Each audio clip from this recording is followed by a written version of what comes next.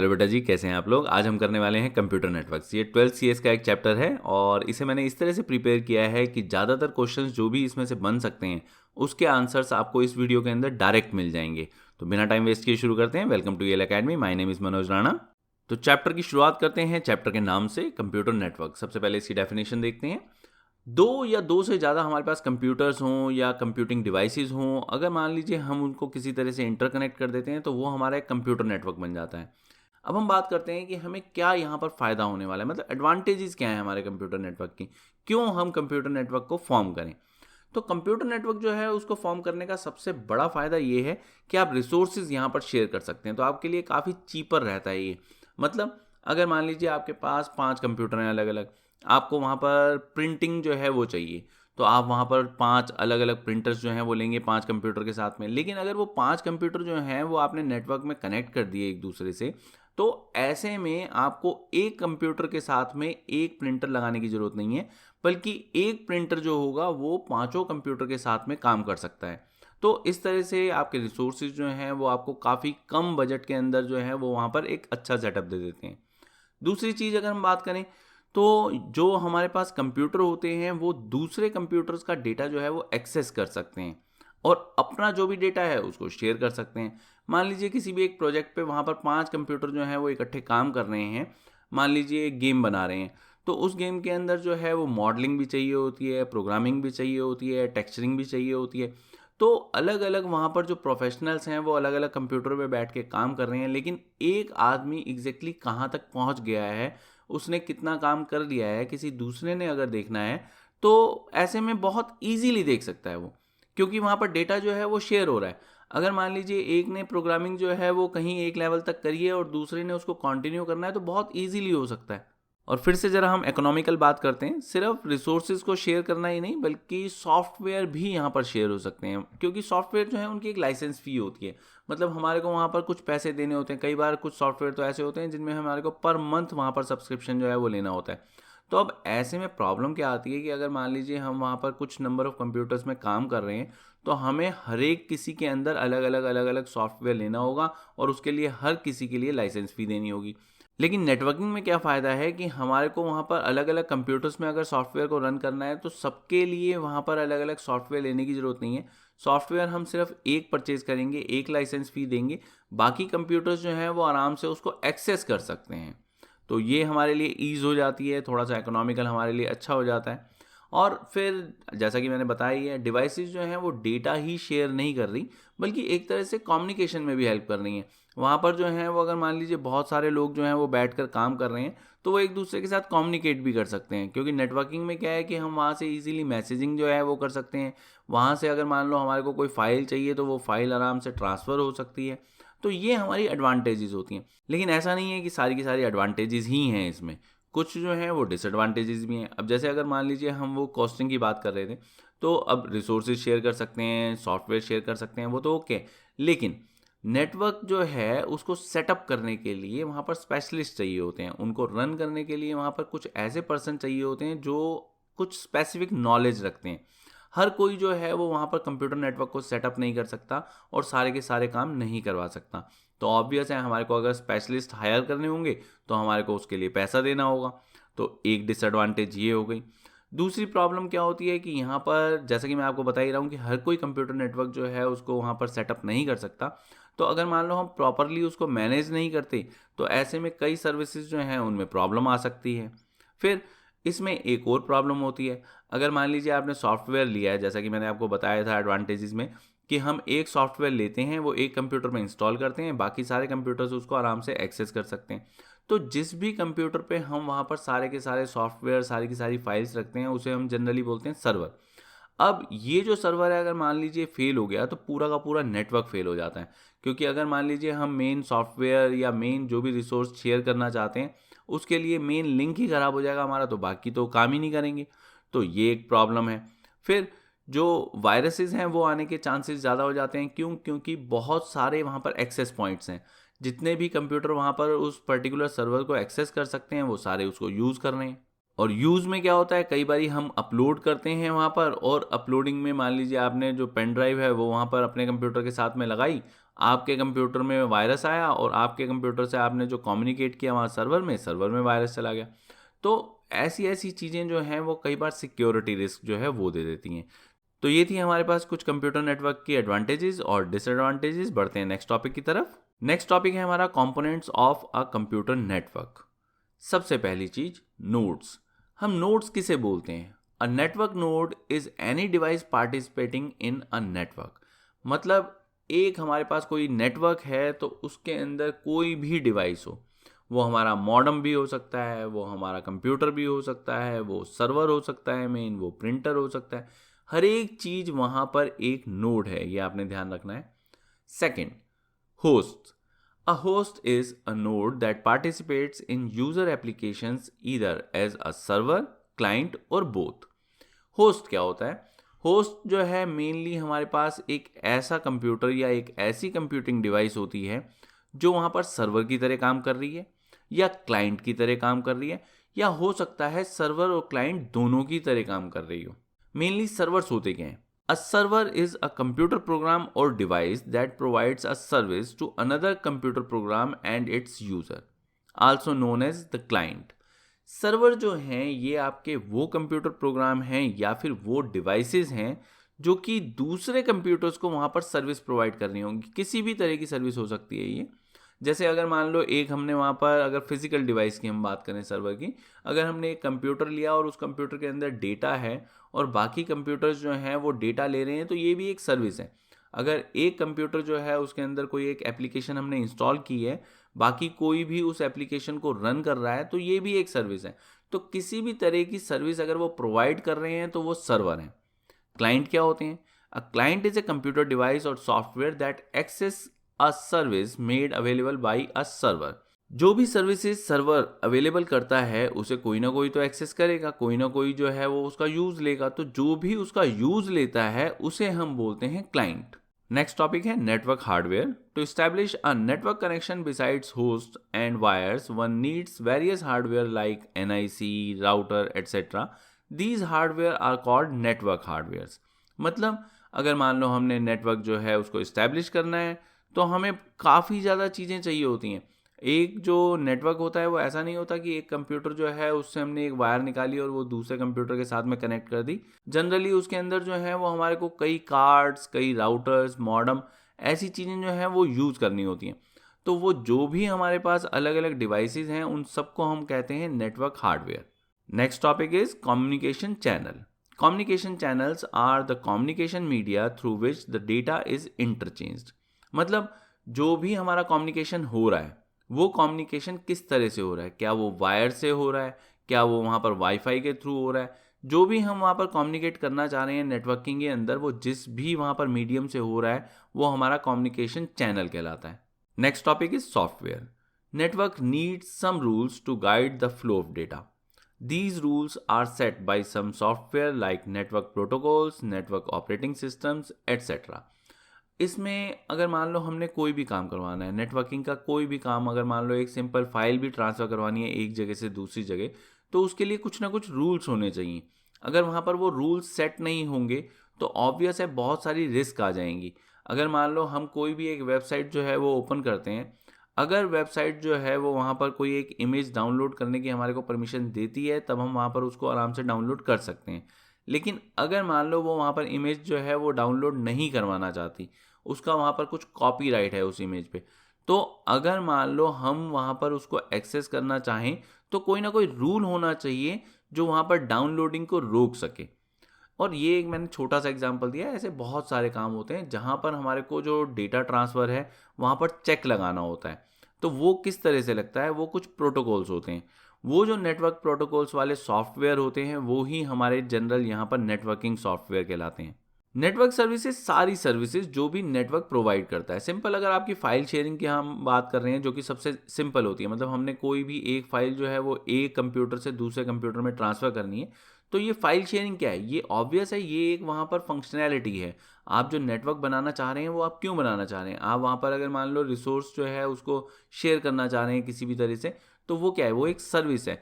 तो जितनी भी सर्विसेज हम यहाँ पर नेटवर्क के अंदर प्रोवाइड करवाते हैं वो ही नेटवर्क सर्विसेज होती हैं। Next topic is evolution of networking.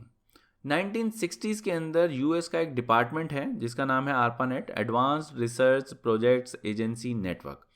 ये जो ARPANET है इसने यहाँ पर एक आइडिया कॉन्सेप्चुलाइज किया कि अलग अलग ऑर्गेनाइजेशंस जो होते हैं वो साइंटिफिक कोलैबोरेशन के लिए एक दूसरे के साथ में कनेक्ट होने चाहिए।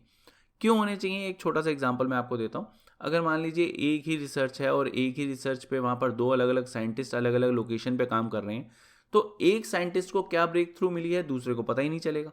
दूसरा जो है वो उसी वाले प्रोजेक्ट में हो सकता है 6 महीने बाद वहाँ पर वही ब्रेक थ्रू जो है वो निकाले जो पहले से आ चुकी है। तो ऐसे में कोई भी नई इन्वेंशन, कोई भी नई डिस्कवरी वहाँ पर मल्टीपल टाइम्स होने का कोई फ़ायदा नहीं है। तो यहाँ पर बहुत सारे वहाँ रिसोर्सेज, जो भी पैसा लगता है ऑब्वियस है वो, और साथ में जो भी साइंटिस्ट हैं उनका टाइम, वो सारा का सारा ख़राब होता था। और पहले ये वाली चीज़ कॉमन होती थी, जो भी हमारे पास डिस्कवरीज या इन्वेंशन होती थी अलग अलग कंट्रीज़ के अंदर, कई बार होता था कि सेम चीज़ जो है वो मल्टीपल टाइम हो गई। तो ये वाली चीज़ें ना हो उसके लिए जो ARPANET है उसने ये नेटवर्किंग का आइडिया जो है वो कॉन्सेप्चुलाइज किया था। 1961 में ये चीज़ जो है वो सबसे पहले सोची गई थी। 1969 मतलब 8 साल लग गए थे मेन फंक्शनैलिटी को आने में। सबसे पहले अगर हम देखें तो 1969 में UCLA जो है उसने कम्युनिकेट किया था SRI के साथ में। UCLA है university of California, Los Angeles के अंदर सिचुएटेड है, और SRI जो है वो है स्टैनफोर्ड रिसर्च इंस्टीट्यूट। तो इनके बीच में कम्युनिकेशन हुआ था 1969 में। उसके बाद हमारी जो मेन इवेंट अगर हम देखें तो वो है 1971 की, जहाँ पर रॉय टॉमलिंसन जो है उसने ईमेल सिस्टम जो है वो डेवलप किया था। मतलब ये जो एट का हम साइन जो है, सिंबल जो है वो यूज़ करते हैं आज की डेट में, वो 1971 में सबसे पहले आया था। इसके बाद 1974 के अंदर जो है वो इंटरनेट नाम की टर्म जो है वो सामने आई थी। जो सबसे पहला कमर्शियल प्रोजेक्ट था ARPANET का वो स्टार्ट किया गया था जिसका नाम था टेलीनेट। और जब ये कमर्शियल यूज़ जो है वो शुरू हुआ तो ऑब्वियस है वहाँ पर कुछ रूल्स जो हैं उनकी ज़रूरत जो है वो सामने आने लगी। तो 1982 में TCP IP जो हैं वो इंट्रोड्यूस हुए थे। ये प्रोटोकॉल्स होते हैं, क्या होते हैं ये हम डिस्कस करेंगे यहाँ पर डिटेल्स में इस चैप्टर के एंड में। अभी के लिए जो है वो आप समझ लीजिए कि एवोल्यूशन के अंदर हमारे पास कुछ रूल्स जो हैं वो आए थे 1982 में। उसके बाद ज़रूरत लगी कि अलग अलग वहाँ पर वेबसाइट्स जो हैं उनके नाम अलग होने चाहिए, उनका कोई डोमेन नेम सिस्टम होना चाहिए, जो कि आया था 1983 में। इसके बाद अगर हम मेन इवेंट की बात करें तो 1986 के अंदर नेशनल साइंस फाउंडेशन जो है उसने एक तरह से ARPANET को एक्सपेंड किया। वो जो है और ज़्यादा पीपल जो हैं वो वहाँ पर कनेक्ट करने के लिए उसने NSF नेट जो है वो प्रोग्राम वहाँ पर लॉन्च किया। और उसके बाद हमारा एक सुपर इवेंट हुआ 1990 में, जहाँ पर HTML और URL जो हैं वो डेवलप किए गए बर्नर्स ली और सन के द्वारा। और इन्होंने जो है मेन वर्ल्ड वाइड वेब जो है वो सामने लाकर रख दिया हमारे, जो कि आप www. आप लिखते हैं, कोई भी अगर वेबसाइट आपने सर्च करनी होती है तो वो होता है वर्ल्ड वाइड वेब। ये जो वर्ल्ड वाइड वेब है इसने पूरी दुनिया को वहाँ पर जहाँ पर भी नेटवर्किंग सिस्टम था उसको पूरी दुनिया को वहाँ पर एक दूसरे के साथ में कनेक्ट कर दिया। लेकिन अभी तक ये सारा का सारा जो कनेक्शन था ये वायर्ड कनेक्शन था। 1997 में जाकर यहाँ पर वाईफाई सिस्टम जो है उसकी शुरुआत हुई। तो हमारा जो फर्स्ट वर्जन था वाईफाई का वो 1997 के अंदर आया था। तो ये जो है ये 40 साल की मेन जर्नी थी हमारे इवोल्यूशन ऑफ नेटवर्किंग की। मतलब 1961 से लेकर अगर हम 1997 तक देखें तो ये हमारे जो 36 ईयर्स थे, इन 36 ईयर्स के अंदर ये सिर्फ मेन इवेंट्स हैं। इसके पीछे जो है वो बहुत सारी मेहनत और बहुत सारे अलग अलग वहाँ कंप्यूटर साइंटिस्ट जो हैं वो काम करते रहे, जिन्होंने बहुत छोटी छोटी चीज़ें, छोटे छोटे लिंक जो हैं वो वहाँ पर एक दूसरे के साथ में कनेक्ट किए और अल्टीमेटली हमारे को यहाँ तक पहुँचाया जहाँ पर हम आज हैं। और रिवोल्यूशन के बाद अब हम बढ़ते हैं नेक्स्ट टॉपिक की तरफ, जो कि है टाइप्स ऑफ नेटवर्क्स। ऐसा होता है कि जो हमारे ज्योग्राफिकल एरिया हम कवर करते हैं उसके हिसाब से हम वहाँ पर जो नेटवर्क हैं उनको अलग नाम दे देते हैं। सिंपल वहाँ पर छोटा एरिया, बड़ा एरिया, उससे बड़ा एरिया जो है वो हम लेते हैं और उसके हिसाब से नाम जो है वो हमारा पैन, लैन, मैन, वैन हम ये करते चले जाते हैं। तो सबसे पहले बात करते हैं पर्सनल एरिया नेटवर्क की। नाम से ही पता चल रहा है पर्सनल एरिया नेटवर्क मतलब एक पर्सन का वहाँ पर पर्सनल एरिया। एक घर हो सकता है, 2 फ्लोर हो सकते हैं, एक ऑफिस हो सकता है, 8-10 मीटर का एरिया, मतलब जो कि हमारा एक वाईफाई होता है, जितनी भी उसकी रेंज होती है वो आप मान लीजिए। उसमें आपने कंप्यूटर जो है उसको कनेक्ट करना है, लैपटॉप को कनेक्ट करना है, आपके मोबाइल फ़ोन है, प्रिंटर है, आप किसी भी चीज़ को जहाँ पर भी कनेक्ट करना चाहते हैं वो आपका एक पर्सनल एरिया नेटवर्क बन जाता है। इसके बाद हम बात करते हैं लोकल एरिया नेटवर्क की। लैन जो है वो पैन से बड़ा एरिया कवर करता है। हम 8-10 मीटर से ऊपर की अगर हम बात करते हैं, तो अब जैसे हमारा पैन है वो तो एक सिंगल रूम के लिए सफिशिएंट हो जाएगा।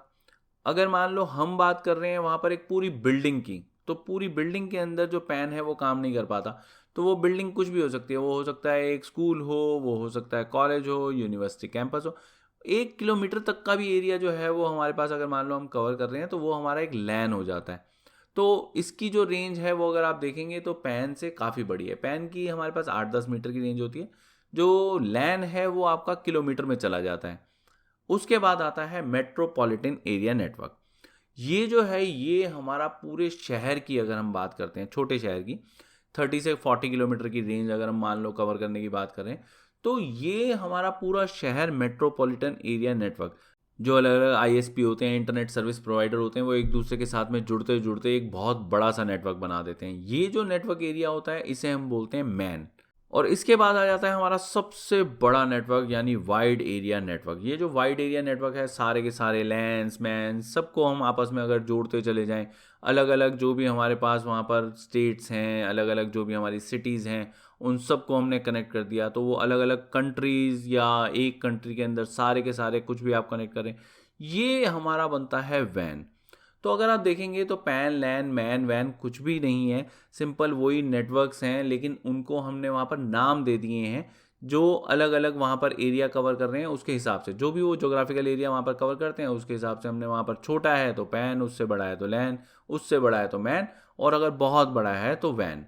नेक्स्ट टॉपिक है हमारा network devices. To communicate data through different transmission media and to configure networks with different functionality we require different devices like modem, hub, switch, repeater, router, gateway etcetera. These devices are called network devices. मतलब अगर हम network की full functionality चाहते हैं तो हमें अलग अलग डिवाइसेस यूज़ करनी होती हैं, और इन सभी डिवाइसेस को हम नेटवर्क डिवाइसेस कहते हैं। सबसे पहले बात करते हैं मॉडेम की। Modem stands for modulator demodulator. Modulator से MO ले लिया जाता है, डीमॉड्यूलेटर से DEM ले लिया जाता है, इसी तरह से नाम बन जाता है modem. It refers to a device used for conversion between analog signals and digital bits. अगर हम कंप्यूटिंग डिवाइसेस की बात करते हैं तो हम जानते हैं कि वो डिजिटल सिग्नल्स के साथ में काम करती हैं, लेकिन जब एक कंप्यूटिंग डिवाइस जो है उसे हम इंटरनेट से कनेक्ट करते हैं तो सिग्नल्स जो हैं उन्हें ट्रैवल करना पड़ता है कम्युनिकेशन चैनल्स में, और वो एनालॉग होते हैं। मतलब जो भी कम्युनिकेशन चैनल्स हैं उनमें जब सिग्नल एक जगह से दूसरी जगह पहुंचेंगे तो वो एनालॉग सिग्नल्स होंगे। तो जो भी डिजिटल बिट्स हैं यानी डिजिटल सिग्नल्स हैं जो भी हमारी कंप्यूटिंग डिवाइस ने जनरेट किए हैं, उन्हें कन्वर्ट करना पड़ता है एनालॉग सिग्नल्स में। तो ये मॉड्यूलेशन का काम होता है जो कि सेंडर्स कंप्यूटर करेगा। मतलब जो भी कंप्यूटिंग डिवाइस वहाँ पर सिग्नल्स को सेंड कर रही है वो वहाँ पर मॉड्यूलेट करके वहाँ पर सिग्नल को आगे सेंड करती है, और यही एनालॉग सिग्नल्स जो है इन्हें दोबारा कन्वर्ट करना पड़ता है डिजिटल सिग्नल्स में, ताकि जो भी कंप्यूटिंग डिवाइस है वो उसको अंडरस्टैंड कर सके। तो ये डीमॉड्यूलेशन का काम होता है, और डीमॉड्यूलेशन जो है वो हमारे रिसीवर एंड पे होती है। और बस इतना छोटा सा कॉन्सेप्ट है हमारे मॉडेम का। बढ़ते हैं नेक्स्ट टॉपिक की तरफ। नेक्स्ट हमारा टॉपिक है ethernet card. Ethernet card also known as network interface card, short form NIC होती है, is a network adapter use to set up a wired network. जो वायर्ड नेटवर्क होते हैं उनमें जनरली जो वायर्स यूज होती हैं उनके अंदर RJ45 जैक होता है, जैसा कि मैंने आपको दिखाया हुआ है ब्लू कलर की वायर में। पहले मदरबोर्ड जो हैं उनमें इनबिल्ट ये वाले कार्ड नहीं होते थे, तो हमें अलग से कार्ड जो है उसे इंसर्ट करना पड़ता था मदरबोर्ड में, ताकि हम हमारी कंप्यूटिंग डिवाइस, हमारा कंप्यूटर, लैपटॉप जो भी है, उसे हम कनेक्ट कर सकें हमारे आसपास के नेटवर्क से जो इंटरनेट है। नेक्स्ट हम बात करते हैं RJ45 की, रजिस्टर्ड जैक 45। ये एक 8 पिन कनेक्टर होता है। कैसी वायर होती है ये तो आपने देख ही लिया है, इससे पहले जो हमने NIC टॉपिक लिया था उसमें भी मैंने आपको यही वाली इमेज जो है वो दिखाई थी। तो ये जो वायर है ये वायर करती क्या है, जो भी इथरनेट कार्ड्स होते हैं, जो भी हमारी कंप्यूटिंग डिवाइसेस हैं, उनको जहाँ पर भी वायर्ड कनेक्शन की ज़रूरत है नेटवर्क के साथ में, हम ये वाली वायर जो है उससे कनेक्ट कर लेते हैं हमारी कंप्यूटिंग डिवाइस को बाकी नेटवर्क के साथ में। नेक्स्ट टॉपिक है हमारा रिपीटर। जो हमारे सिग्नल्स हैं वो जब कभी भी लॉन्ग डिस्टेंसेस में ट्रैवल करते हैं तो वो वीक होते चले जाते हैं, और उनको दोबारा से स्ट्रेंथन करने के लिए हमारे को एक डिवाइस की ज़रूरत पड़ती है। यही डिवाइस होती है हमारी रिपीटर। मतलब इसका प्राइमरी फंक्शन क्या है, जो भी वीकेंड सिग्नल्स हैं उनको वहाँ पर दोबारा से स्ट्रेंथन करना। अब हम बात करते हैं हब की। An ethernet hub, also known as network hub, is a basic networking device which is used to connect multiple ethernet devices together in a local area network. जब एक से ज़्यादा नेटवर्क डिवाइसेस जो हैं वो हमने एक नेटवर्क के साथ में कनेक्ट करनी होती है, तो ऐसे में हम हब यूज़ करते हैं। हब जो है वो एक नॉन इंटेलिजेंट डिवाइस होती है। इसमें हमारे पास जो कनेक्शंस है उस पर कंट्रोल नहीं होता। तो जो भी डेटा वहाँ पर आ रहा होता है वो वहाँ पर जितनी भी नेटवर्किंग डिवाइस है उन सब में शेयर हो जाता है। मतलब वहाँ पर कोई भी एक डेस्टिनेशन, कोई भी एक रेसिपिएंट सेट नहीं होता। तो ऐसे में हर एक डिवाइस जो है वो खुद चेक करती है कि क्या वो जो डेटा उसके पास आया है वो उसके लिए है या नहीं है। हब का इंटेलिजेंट सब्स्टिट्यूट होता है स्विच। जो स्विच है ये भी हब की तरह मल्टीपल कंप्यूटिंग डिवाइसेस को वहाँ पर कनेक्ट करने का काम करता है, लेकिन इंटेलिजेंटली। ये जो भी नेटवर्क ट्रैफिक है उसको फॉरवर्ड करता है उसके मैक एड्रेस के हिसाब से। मतलब यहाँ पर जो भी इंटेंडेड रेसिपिएंट है सिर्फ उसी के पास कोई भी डेटा पैकेट जाएगा। और इसी कारण से स्विच को यूज़ करने में नेटवर्क कंजेशन जो है वो कम हो जाती है और नेटवर्क परफॉर्मेंस जो है वो काफ़ी बढ़ जाती है। स्विच और हब का एक एडवांस वर्जन होता है, ये है राउटर। राउटर जो है वो डेटा को रिसीव भी करता है, एनालाइज भी करता है और ट्रांसमिट भी करता है। मेनली इसका जो काम होता है वो लोकल एरिया नेटवर्क को वहाँ पर इंटरनेट के साथ में कनेक्ट करवाना होता है। डेटा रिसीविंग और डेटा सेंडिंग ये काम तो स्विच और हब दोनों करते हैं, लेकिन जो राउटर है इसकी एक एडवांस कैपेबिलिटी है वो है डेटा को एनालाइज करना। ये डेटा को एनालाइज करता है, ये वहाँ पर मैनेज करता है कि किस तरह से डेटा पैकेज किया जाए। और बिल्कुल ही अगर डिफरेंट टाइप का नेटवर्क है वहाँ पर अगर मान लो हमने डेटा को सेंड करना है तो ये उसको भी मैनेज करता है। इसके बाद हम बात करते हैं गेटवे की। As the term gateway suggests, it is the key access point that acts as a gate between an organization's network and the outside world of the internet. Gateway जो है वो एंट्री और एग्जिट पॉइंट है किसी भी network का। कोई भी डेटा जो भी जाएगा किसी भी बाहर वाले नेटवर्क में या बाहर वाले नेटवर्क से कोई भी अगर डेटा आता है तो वो इससे पास होता हुआ आएगा या जाएगा। और सिर्फ ये डेटा राउटिंग नहीं करवाता, ये जो है ये जो भी नेटवर्क है उसके जो इंटरनल कनेक्शन है उनकी सारी इंफॉर्मेशन अपने पास रखता है, ताकि अगर कोई भी एक नोड जो है वो किसी फॉरेन नोड के साथ में कम्युनिकेट कर रहा है तो ये वहाँ पर डिसाइड कर सके कि बेस्ट पॉसिबल राउट क्या रहेगा। मतलब डेटा कहाँ से होता हुआ कहाँ जाएगा और कहाँ से होता हुआ कहाँ वापस आएगा। जनरली जो हमारे घरों में कनेक्शन होते हैं उनमें जो हमारा आईएसपी होता है, इंटरनेट सर्विस प्रोवाइडर, वो एक गेटवे की तरह होता है। हमारे राउटर्स जो हैं उनको कॉन्फ़िगर कर दिया जाता है कि वो एक गेटवे डिवाइस की तरह काम करें। और आपने ध्यान रखना है कि गेटवे जो है वो कोई ऐसी टर्म नहीं है जो किसी एक सॉफ्टवेयर के लिए, हार्डवेयर के लिए पर्टिकुलरली यूज़ की जाए। वो हो सकता है सॉफ्टवेयर हो सकता है हार्डवेयर हो सकता है कॉम्बिनेशन हो। मेन क्या है कि गेटवे हमारा एक ऐसा एक्सेस पॉइंट है जहाँ से डेटा की एंट्री और एग्जिट दोनों होती हैं और एक नेटवर्क बाहर के इंटरनेट के साथ में कनेक्ट होता है। वो पर्टिकुलर सॉफ्टवेयर या हार्डवेयर जो है वो सारी की सारी इंफॉर्मेशन रखता है कि हमारे कनेक्शंस जो हैं वो किस तरह से हैं एक नेटवर्क के अंदर। जो भी होस्ट नेटवर्क है वो हमारे पास किस तरह से काम करेगा, उसकी जितनी भी इंफॉर्मेशन होगी वो उसको वहाँ पर मेंटेन करके रखेगा। और क्योंकि ये जो है ये हमेशा एज पे होता है नेटवर्क के, तो ये हमेशा इंटीग्रेट किया जाता है एक फायरवॉल के साथ में, क्योंकि बहुत सारी प्रॉब्लम ऐसी हो सकती हैं जो इसके थ्रू किसी भी एक नेटवर्क में आ सकती हैं या फिर किसी भी एक नेटवर्क से इंटरनेट की तरफ जा सकती हैं। नेक्स्ट टॉपिक है हमारा नेटवर्क टोपोलॉजीज। टोपोलॉजीज क्या होती हैं? सिंपल, जो हमारे कंप्यूटर्स या कंप्यूटिंग डिवाइसेस हैं वो किस तरह से अरेंज हैं वो वहाँ पर आपको टोपोलॉजी बताती हैं। वो हमारे पास मेश टोपोलॉजी हो सकती है, रिंग टोपोलॉजी हो सकती है, बस, स्टार, ट्री। ये हमारे पास 5 अलग अलग टाइप की टोपोलॉजीज हैं और ये किस तरह से काम करती हैं, इनमें अरेंजमेंट कैसे होते हैं, वो मैं आपको एक एक करके बताता हूँ। सबसे पहले बात करते हैं मेश टोपोलॉजी की। इस टोपोलॉजी में हर एक कंप्यूटिंग डिवाइस जो है दूसरी कंप्यूटिंग डिवाइस के साथ में डायरेक्टली कनेक्टेड होती है। कनेक्शन वायर्ड भी हो सकते हैं, वायरलेस भी हो सकते हैं, लेकिन कनेक्शन हमेशा डायरेक्ट रहते हैं। जैसा कि आप फिगर में क्लियरली देख ही सकते हैं कि किस तरह से वहाँ पर कंप्यूटर्स जो हैं वो मैंने आपको कनेक्ट करके दिखाए हुए हैं। अब बात करते हैं मेश टोपोलॉजी की एडवांटेजेस और डिसएडवांटेजेस की। पहले हम एडवांटेजेस देखते हैं।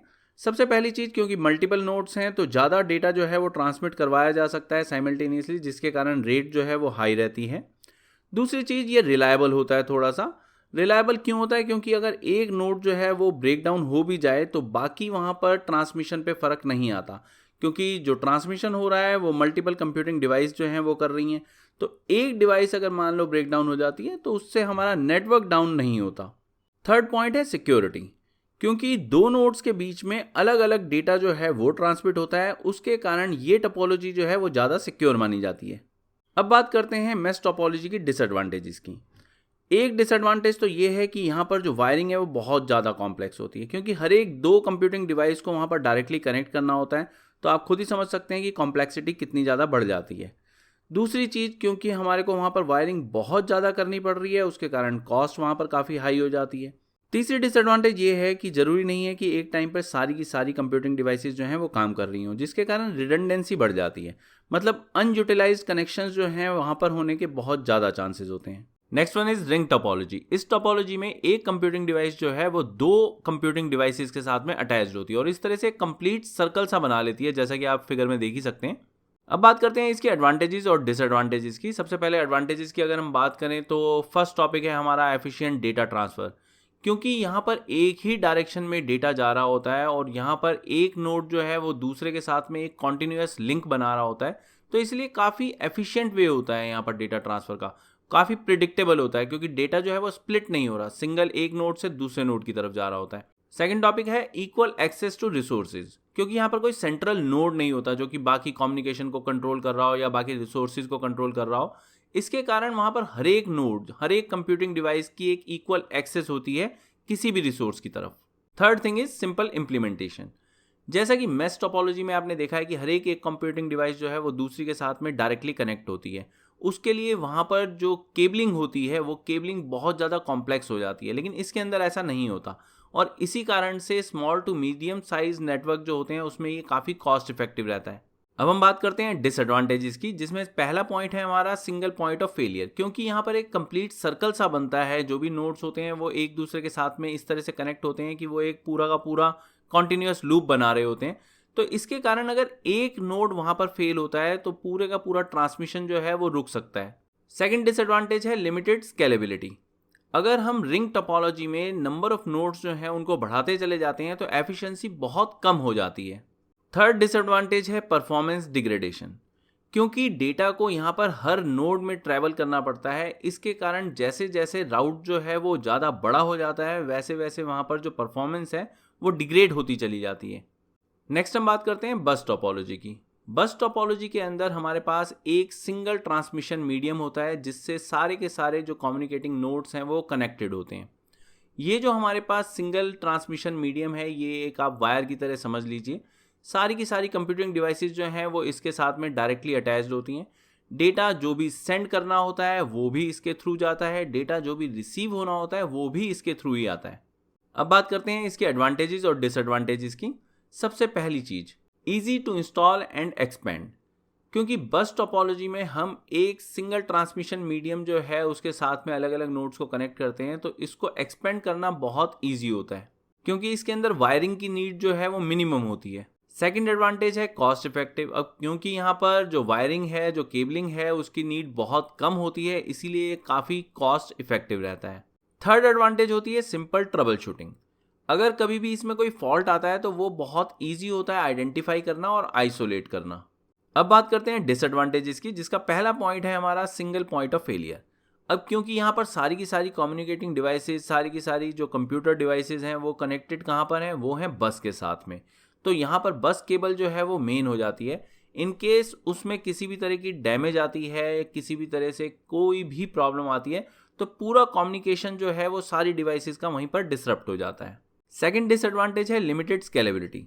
जैसे जैसे यहाँ पर डिवाइसेस जो हैं वो बढ़ती चली जाती हैं, सारा का सारा जो कम्युनिकेशन मीडियम है वो तो हमारा एक सिंगल बस के ऊपर डिपेंड कर रहा है, तो जैसे जैसे डिवाइसेस अगर मान लो बढ़ती चली जाएंगी तो ट्रैफिक जो है वो वहाँ पर बस को ओवरलोड करने लग जाता है और उसके कारण यहाँ पर जो परफॉर्मेंस इशू हैं वो आ जाते हैं और एफिशिएंसी काफ़ी घट जाती है। थर्ड डिसएडवांटेज है लिमिटेड बैंडविड्थ। बैंडविड्थ जो है वो जितने भी नोड्स होते हैं उनके अंदर डिवाइड होती है और इसी के कारण से जैसे जैसे नंबर ऑफ डिवाइसेस वहाँ पर बढ़ते चले जाएंगे वैसे वैसे ही जो बैंडविड्थ वहाँ पर एलोकेट हो रही है किसी भी एक सिंगल डिवाइस को, वो वहाँ पर डिक्रीज होती चली जाती है, जिसके कारण परफॉर्मेंस जो है उस पर फर्क पड़ता है। फोर्थ डिसएडवांटेज जो है वो है यहाँ पर सिक्योरिटी की, क्योंकि सारी की सारी डिवाइसेस यहाँ पर सेम कम्युनिकेशन लाइन को यूज़ कर रही हैं, शेयर कर रही हैं, तो इसीलिए कोई भी अनऑथोराइज्ड यूजर जो है वो बहुत इजीली वहां पर डेटा को इंटरसेप्ट कर सकता है। नेक्स्ट हम बात करते हैं स्टार टोपोलॉजी की। इस टोपोलॉजी में एक नेटवर्किंग डिवाइस जो है वो सेंट्रल नोड बनाती है और बाकी सारी की सारी कंप्यूटिंग डिवाइसेस जो होती हैं वो इसके साथ में कनेक्टेड होती हैं। अब बात करते हैं एडवांटेजेस और डिसएडवांटेजेस की। सबसे पहली चीज़ है सेंट्रलाइज्ड मैनेजमेंट, क्योंकि यहाँ पर एक सेंट्रलाइज्ड नोड है तो ऑब्वियस है यहाँ पर सेंट्रलाइज्ड मैनेजमेंट होती है। मतलब हमारे पास एक वहाँ पर ऐसा नोड होता है जिसको हम कंट्रोल करके सारे के सारे नेटवर्क को कंट्रोल कर सकते हैं। दूसरा यहाँ पर है हमारे पास स्केलेबिलिटी। ऑब्वियस है एक सेंट्रल नोड के साथ में आप जैसे ही कनेक्ट करते चले जाएंगे दूसरी कंप्यूटिंग डिवाइसेस वैसे वैसे वो कनेक्ट होती चली जाएंगी। जो एग्जिस्टिंग नेटवर्क है उसको वहाँ पर हमारे को किसी भी तरह से डिस्टर्ब नहीं करना पड़ेगा। तीसरी एडवांटेज है फॉल्ट आइसोलेशन, क्योंकि यहाँ पर एक सेंट्रल नोड डायरेक्टली वहाँ पर किसी भी कंप्यूटिंग डिवाइस के साथ में कनेक्टेड है तो फॉल्ट बहुत ईजिली आइसोलेट हो जाता है और किसी एक डिवाइस के प्रॉब्लम में आने से किसी भी तरह से बाकी नेटवर्किंग डिवाइसेस पे फर्क नहीं पड़ता। चौथी एडवांटेज जो है वो है हमारे पास हाई परफॉर्मेंस। अगर हम बात करें एक सेंट्रल नोड की तो सेंट्रल नोड जो है वो हर किसी को वहाँ पर इक्वल एक्सेस दे रहा है, क्योंकि वहाँ पर एक डेडिकेटेड कनेक्शन बन जाता है जो भी हमारा सेंट्रल नोड है उससे किसी भी कंप्यूटिंग डिवाइस का। इसी के कारण वहाँ पर डेटा कोलिजन नहीं होता और डेटा ट्रांसमिशन काफ़ी एफिशिएंट रहता है। अब बात करते हैं डिसएडवांटेजेस की। पहली बात है डिपेंडेंसी ऑन सेंट्रल हब। जैसा कि हम जानते ही हैं स्टार टोपोलॉजी के अंदर एक हमारे पास सेंट्रल नोड होता है, तो अगर मान लो वो सेंट्रल नोड ही फेल हो जाएगा तो पूरा का पूरा नेटवर्क जो है वो इनएक्सेसिबल हो जाएगा। सेकंड डिसएडवांटेज होती है लिमिटेड केबल लेंथ। यहाँ पर जो है वो हम ऐसा नहीं कर सकते कि जो नेटवर्किंग डिवाइस है वो हम कहीं पर और लगा दें, सेंट्रल डिवाइस कहीं और हो। जो भी हमारी कंप्यूटिंग डिवाइस है उसकी एक पर्टिकुलर लेंथ तक ही हम उसको दूर कर सकते हैं। क्यों? क्योंकि वहाँ पर जो टाइप ऑफ केबल है जो भी वहाँ पर अलग अलग नेटवर्किंग स्टैंडर्ड के हिसाब से हम यूज़ कर रहे होते हैं वो वाली केबल जो है वो एक लिमिटेड लेंथ तक ही वहाँ पर डेटा को ट्रांसफ़र कर पाती है। और थर्ड डिसएडवांटेज होती है यहाँ पर इंक्रीज नेटवर्क ट्रैफिक, क्योंकि यहाँ पर सारे का सारा डेटा जो है वो सेंट्रल हब जो भी हमारे पास होता है सेंट्रल नोड उससे होता हुआ जा रहा होता है, तो यहाँ पर काफ़ी कंजेशन आ सकती है। और जब कभी भी वहाँ पर ज़्यादा डिवाइसेस कनेक्ट होंगी या ज़्यादा डेटा जो है वो कंजेस्ट कर जाएगा सेंट्रल डिवाइस को, तो ऐसे में काफ़ी परफॉर्मेंस इशू आ जाते हैं। नेक्स्ट हम बात करते हैं ट्री टोपोलॉजी की। ट्री टोपोलॉजी जो है वो जितनी भी हमने अभी तक टोपोलॉजीज पढ़ी हैं एक तरह से उनका रैंडम कनेक्शन है। कोई भी टोपोलॉजी जो भी आपने पढ़ी है वो भला ही स्टार हो, मैश हो, बस हो, वो सारी टोपोलॉजी जो है वो एक दूसरे के साथ में जुड़कर एक बहुत बड़ी सी हमारे को टोपोलॉजी देती हैं जो कि हम वैन के अंदर यूज़ करते हैं। जब कभी भी हमारे पास जो एरिया है वो बहुत बड़ा हो जाता है तो ऐसे में जो यहाँ पर अलग अलग टोपोलॉजीज जुड़ रही होती हैं, जो भी अलग अलग नेटवर्क वहाँ पर जुड़ रहे होते हैं वो बहुत अलग अलग टाइप के हो सकते हैं। तो ऐसे में जो एक नई टोपोलॉजी यहाँ पर बनकर आती है उसे हम कहते हैं ट्री टोपोलॉजी। नेक्स्ट हमारा टॉपिक है device identity. Why do we have to identify nodes in a network communication and how can we do it. Main क्या होता है कि अगर मान लो कोई भी एक नेटवर्क कम्युनिकेशन है तो उसमें जो भी कम्युनिकेशन है वो तो हो रहा होगा, कोई ना कोई वहाँ पर सेंडर होगा जो किसी न किसी डेटा को ट्रांसफ़र करवाना चाहता होगा और कोई ना कोई वहाँ पर रेसिपिएंट होगा जो उस डेटा को लेना चाह रहा होगा। लेकिन जो भी हमारा सेंडर है वो वहाँ पर एग्जैक्टली उसी को डेटा ट्रांसफ़र करे जो रिसीव करना चाह रहा है, ये कैसे हो सकता है? इसके लिए वहाँ पर हमारे को डिवाइस आइडेंटिटी चाहिए होती है। अब वो डिवाइस आइडेंटिटी जो है वो हम कैसे ला सकते हैं यहाँ पर? उसके लिए हम दो एड्रेसेस यूज करते हैं। एक होता है मैक एड्रेस MAC, एक होता है IP एड्रेस। ये क्या होते हैं जरा उनकी बात करते हैं। पहले बात करते हैं मैक एड्रेस की। MAC stands for media access control. Media access control जो है वो सिंपल एक नंबर है जो कि NIC के ऊपर एनग्रेव्ड होता है। ये NIC यानी नेटवर्क इंटरफेस कार्ड, जरूरी नहीं है कि ये अलग से कार्ड हो। कई बार ऐसा होता है कि मदरबोर्ड के अंदर ये इनबिल्ट होते हैं, लेकिन किसी भी केस में ये हमेशा हमारे को एक 12 डिजिट का हेक्साडेसिमल नंबर साथ में मिलता है। ये जो एनग्रेव्ड नंबर है ये 48 बिट्स का होता है लेंथ में। इसमें शुरू के 24 बिट्स यानी शुरू की जो 6 डिजिट होती हैं वो होती हैं OUI के लिए, ऑर्गेनाइजेशनल यूनिक आइडेंटिफायर। ये यूनिक आइडेंटिफायर जो होता है ये मैन्युफैक्चरर को वहां पर आइडेंटिफाई करने के लिए होता है। यानी ये नंबर देखकर ये पता लगाया जा सकता है कि किस मैन्युफैक्चरर ने ये वाला NIC बनाया है, और जो भी वो NIC है उसके लिए वहां पर लास्ट के 6 डिजिट होते हैं, ये भी 24 बिट्स के होते हैं। इसे हम बोलते हैं यूनिक सीरियल नंबर। ये जो यूनिक सीरियल नंबर है ये अपने आप ही बता रहा है कि वो है क्या। ये एक ऐसा नंबर होता है जो यूनिकली वहां पर NIC को आइडेंटिफाई करने के लिए जो भी मैन्युफैक्चरर है वो देता है। तो इस तरह से अगर मान लो हमारे पास ये वाला नंबर होता है तो हमें पता होता है कि कौन से वाले मैन्युफैक्चरर ने वहां पर उसको बनाया है और कौन सी वाली डिवाइस जो है उसमें ये चीज लगी हुई है। अब हम बात करते हैं IP एड्रेस की। जैसे हमारे पास मैक जो है वो किसी भी डिवाइस को यूनिकली आइडेंटिफाई करता है, वैसे ही आईपी एड्रेस जो है वो हमारे नेटवर्क के किसी भी एक नोड को यूनिकली आइडेंटिफाई करता है। जो भी हमारे नेटवर्क के नोड होते हैं वो वहाँ पर, मतलब एक अगर हम इसको एनालॉजी के हिसाब से देखें, तो अगर मान लो मैक जो है वो आपके लिए आधार है, तो आईपी जो है वो आपका एड्रेस है।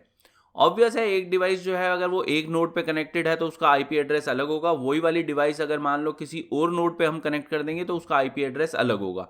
तो मतलब ये है कि आईपी एड्रेस जो है वो सिर्फ नेटवर्क के लिए यूनिक है, किसी एक डिवाइस के लिए वहां पर यूनिक नहीं रहते। आईपी एड्रेस का मतलब होता है इंटरनेट प्रोटोकॉल एड्रेस। इसके लिए पहले जो है वो वर्जन 4 यूज किया जाता था, जिसके अंदर 32 बिट का न्यूमेरिक एड्रेस जो है वो इशू किया जाता था किसी भी एक नोड के लिए। इसे लिखा जाता था 4 अलग अलग नंबर्स की हेल्प से। 4 नंबर्स जो हैं वो 0 से लेकर 255 तक कुछ भी हो सकते थे, क्योंकि ये जो है ये हमारे पास सारे के सारे 8 बिट बाइनरी नंबर होते थे। तो 0 से लेकर 255 तक कोई सा भी नंबर जो है वो वहां पर लिया जाएगा, उसे एक नंबर बनाया जाएगा, फिर उसके बाद एक कॉलन आएगा, उसके बाद एक दूसरा नंबर दिया जाएगा, ऐसे ही फिर तीसरा। कैसा होता था उसका एक एग्जांपल मैंने आपको दिया ही हुआ है सामने। लेकिन टाइम के साथ साथ जैसे वहाँ पर डिवाइसेस जो है वो बहुत ज़्यादा कनेक्ट होने लग गई इंटरनेट के साथ में, तो ऐसा लगने लगा कि हाँ ये नंबर जो है ये सफिशिएंट नहीं है। इसीलिए जो आईपी वर्जन 6 है वो प्रपोज किया गया। आईपी वर्जन 4 और आईपी वर्जन 6 में फ़र्क क्या है? ये फ़र्क है कि एक तो जो वर्जन 4 है वो 32 बिट का होता है, आईपी वर्जन 6 जो है वो 128 बिट का है। आईपी वर्जन 4 के अंदर हम 4 नंबर यूज़ करते हैं, आईपी वर्जन 6 के अंदर हम 8 नंबर यूज़ करते हैं।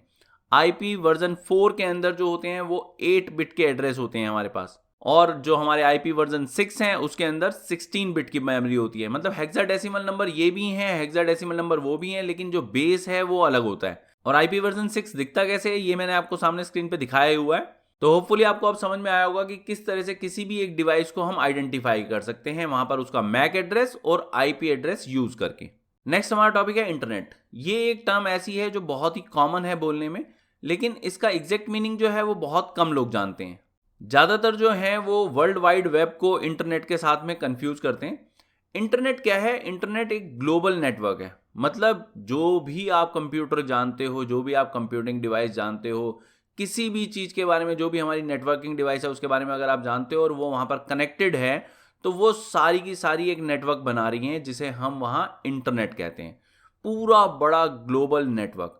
ये जो है ये किस तरह से बनता है? सिंपल, आपकी कोई भी कंप्यूटिंग डिवाइस, आपका कंप्यूटर है, वो आपका एक मॉडेम के साथ में कनेक्ट होता है। जो भी मॉडेम है वो वहाँ पर जो भी आईएसपी होता है, इंटरनेट सर्विस प्रोवाइडर, उसके साथ में कनेक्ट होता है। फिर ये सारे के सारे जो इंटरनेट सर्विस प्रोवाइडर्स होते हैं ये आपस में मिलकर एक रीजनल नेटवर्क बनाते हैं। वो रीजनल नेटवर्क जो है वो एक बड़ा बड़ा बड़ा होते हुए एक आपको नेशनल नेटवर्क देता है, और फिर ऐसे ही जो कंट्री वाइड नेटवर्क्स होते हैं वो आपस में जुड़ जाते हैं, और ये बनता है पूरा का पूरा इंटरनेट। नेक्स्ट हम बात करते हैं WWW यानी वर्ल्ड वाइड वेब की। वर्ल्ड वाइड वेब और इंटरनेट, ये दोनों टर्म जो हैं वो एक दूसरे के साथ में कंफ्यूज की जाती हैं, लेकिन दोनों ही एक दूसरे से बिल्कुल अलग हैं। इंटरनेट की बात की जाए तो वो हमारा एक नेटवर्क है जिसमें हमने सारी की सारी डिवाइसेस जो हैं उनको आपस में कनेक्ट कर दिया, वो हमारा एक नेटवर्क बन गया।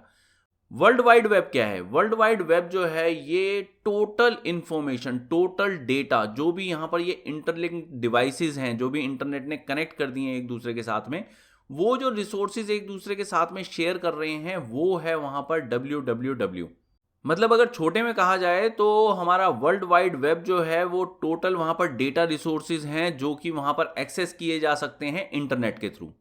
वर्ल्ड वाइड वेब को एग्जिस्टेंस में लाने के लिए 3 फंडामेंटल टेक्नोलॉजीज की जरूरत थी: HTML, URI और HTTP।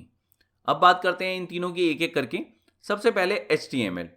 अब क्योंकि हमें पता है कि वर्ल्ड वाइड वेब क्या है, ये टोटल रिसोर्सेज हैं यहाँ पर जो अलग अलग कंप्यूटर्स पे, अलग अलग सिस्टम्स पे सारे के सारे लोकेटेड हैं। अब अगर मान लो हम एक कंप्यूटर को दूसरे कंप्यूटर से कनेक्ट करते हैं और किसी भी एक रिसोर्स की बात करते हैं, तो वो रिसोर्स किसी भी फॉर्म में हो सकता है।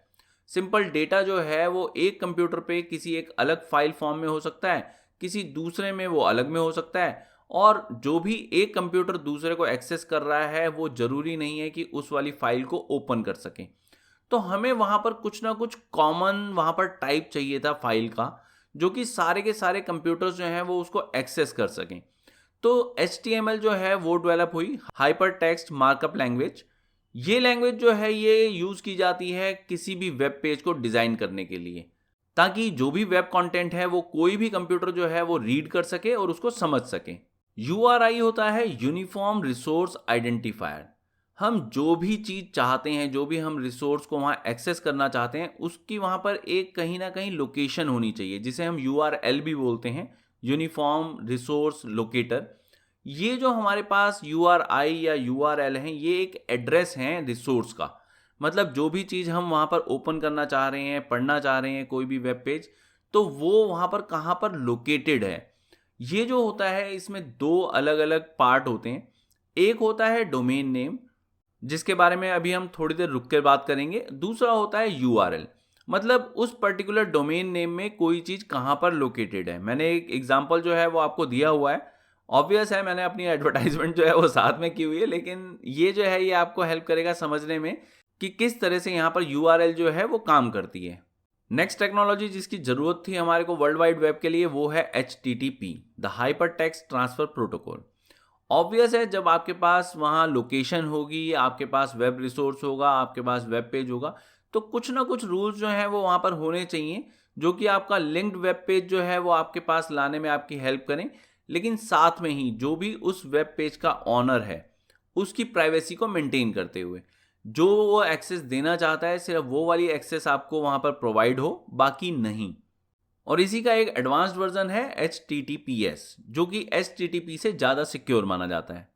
नेक्स्ट हम बात करते हैं डोमेन नेम सिस्टम की। जैसा कि अभी हमने देखा कि हमारे को URI की ज़रूरत होती है जब भी हमारे को किसी भी एक रिसोर्स को लोकेट करना है। तो अब क्योंकि वहाँ पर URI की ज़रूरत है, तो इसका मतलब हमारे को वहाँ पर IP एड्रेस की ज़रूरत है। IP एड्रेस जो है वो नंबर्स में होते हैं। अब IP एड्रेस जो नंबर्स में होते हैं, वो वाले नंबर्स को याद रखना बहुत मुश्किल है। आप किसी भी एक पर्टिकुलर साइट को उसके नाम से तो याद कर सकते हो, लेकिन अगर वो नंबर्स के हिसाब से दी जाएगी, उसके IP एड्रेसेस के हिसाब से दी जाएगी, तो उसको याद रखना बहुत मुश्किल हो जाएगा। तो इसीलिए जब ये वाली प्रॉब्लम सामने आई तो डोमेन नेम सिस्टम आया। यानी वहाँ पर एक ऐसा नाम दिया जाता है जो यूनिकली आइडेंटिफाई करता है किसी भी एक IP एड्रेस को, और यही हमारे पास डोमेन नेम होता है। अब क्योंकि वहाँ पर डोमेन नेम सिस्टम हमने बनाना है, तो हमारे को डोमेन नेम रेजोल्यूशन चाहिए होता है। ये क्या है? ये सिंपल कन्वर्जन है डोमेन नेम का उसके कॉरस्पॉन्डिंग IP एड्रेस में। अब बात है कि ये डोमेन नेम रेजोल्यूशन करवाएगा कौन? इसके लिए कुछ डेडिकेटेड सर्वर्स होते हैं जिन्हें हम बोलते हैं DNS सर्वर्स। वो ये डोमेन नेम रेजोल्यूशन करवाते हैं। ये जो DNS सर्वर होते हैं, ये टोटल वहाँ पर डोमेन नेम और उनके कॉरस्पॉन्डिंग IP एड्रेस का डेटाबेस मेंटेन रखते हैं। जब कभी भी कोई भी एक URL हम वहाँ पर पास करते हैं, तो जो HTTP है वो किसी ना किसी एक DNS के पास जाता है, वहाँ से उसका कॉरस्पॉन्डिंग IP एड्रेस लेता है, और तब जाकर हमारे को उसका कॉरस्पॉन्डिंग रिसोर्स जो है वो हमारे सामने हमारा वेब ब्राउज़र जो है वो लोड करके देता है। अगर हम रूट लेवल पे कहें तो हमारे पास 13 DNS सर्वर होते हैं। उसके नीचे अलग अलग लेवल पे अलग अलग सर्वर्स होते हैं, और ये जो सर्वर्स हैं ये ऐसे होते हैं कि या तो इनके पास जो है वो domain name IP address correspondence होगी, और नहीं तो इसके पास उस DNS सर्वर का IP एड्रेस होगा जहां पर सर्च किया जा सकता है उस पर्टिकुलर डोमेन नेम को। और बस बेटा जी, यही हमारा लास्ट टॉपिक था इस चैप्टर का। होपफुली आपको मेरा समझाने का मेथड जो है वो पसंद आया हो। इन केस आया हो तो please like, share and subscribe.